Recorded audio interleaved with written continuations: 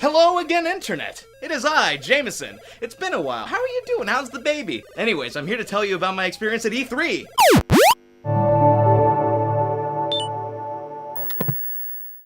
Yes, that's right. I somehow managed to get into E3. I'm not gonna tell you how, because it's very shady. Okay, I'll tell you. I had performed some, very sexual acts on an aged Pakistani man. Okay, you know what? It doesn't matter. What does matter is that this year's Electronic Entertainment Expo was a fantastic one indeed. Now, while last year's was all about the consoles, this year was all about the games. And trust me, there are a ton of new IPs that are willing to entice you and your wallet into chocolatey, fluffy, caramely wonderment.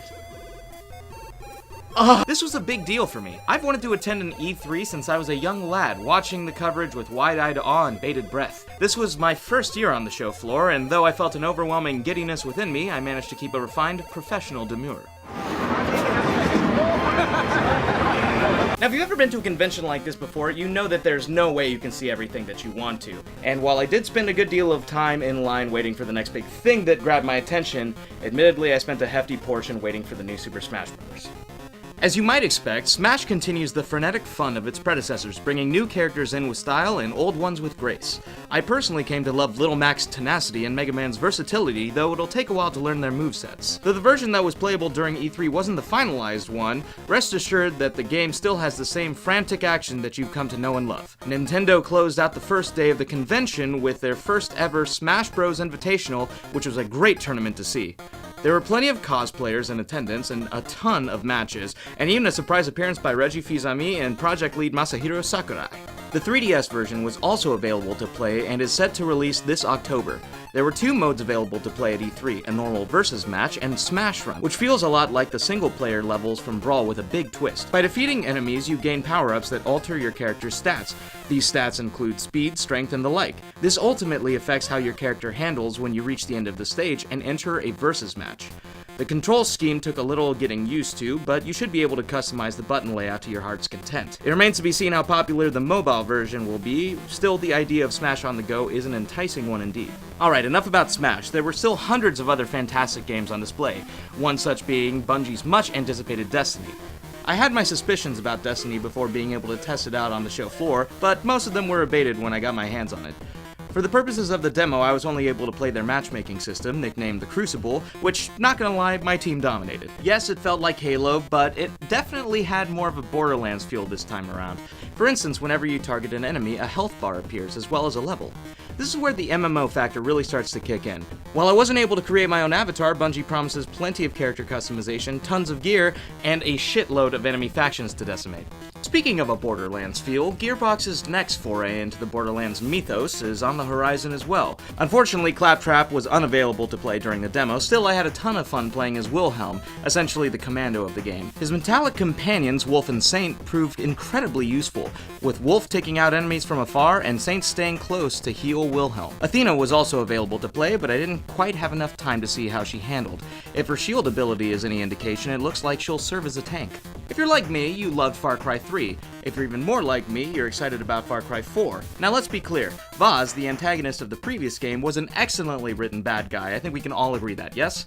Well, after watching the reveal trailer for Far Cry 4's villain, I think we can safely assume that Pagan Min is going to be giving Vaz a run for his money.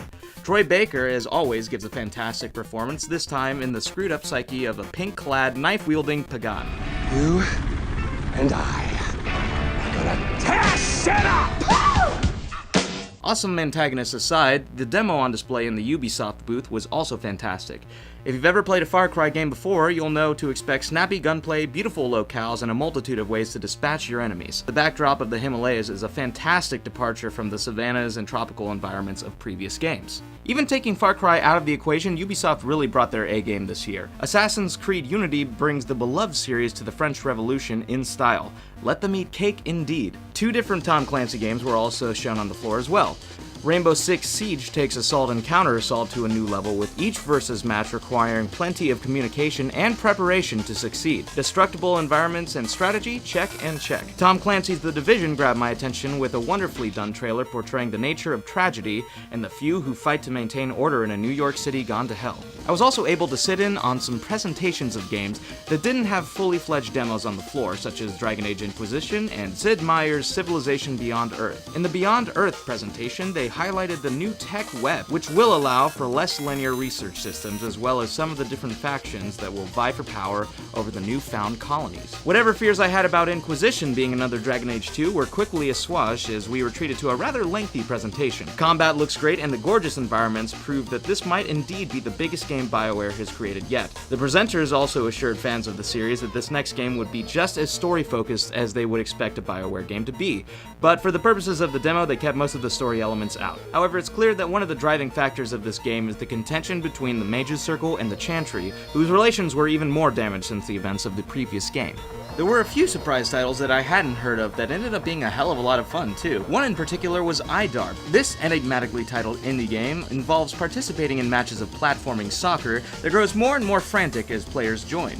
The cool thing is that since playable characters are pixel-based, you can create your own characters. The other surprise title that comes to mind is Splatoon. Sort of like De Blob, if you ever played that, Splatoon involves covering a map with as much of your team's color as possible with a nifty paint gun. You also have the ability to transform into a squid and glide across your team's paint with increased speed. This Wii U exclusive is absolutely a breath of fresh air and was one of the more unique games playable at this year's convention. One last thing. Oh, yes, of course, I got to play the Oculus Rift in virtual reality. Is amazing.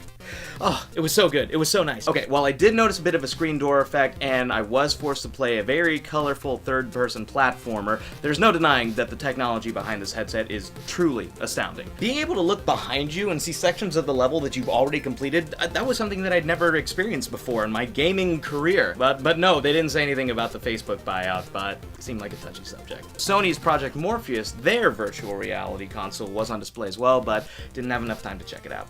Despite being able to see all of these games in action, I still wasn't able to see everything. I know, it's crazy. Evolve and The Witcher and just a ton of other ones. But all in all, it was a fantastic experience and I'm really glad that I got to go. We're gonna have to wait around a bit to see these in our living rooms, but for now, there's always the internet.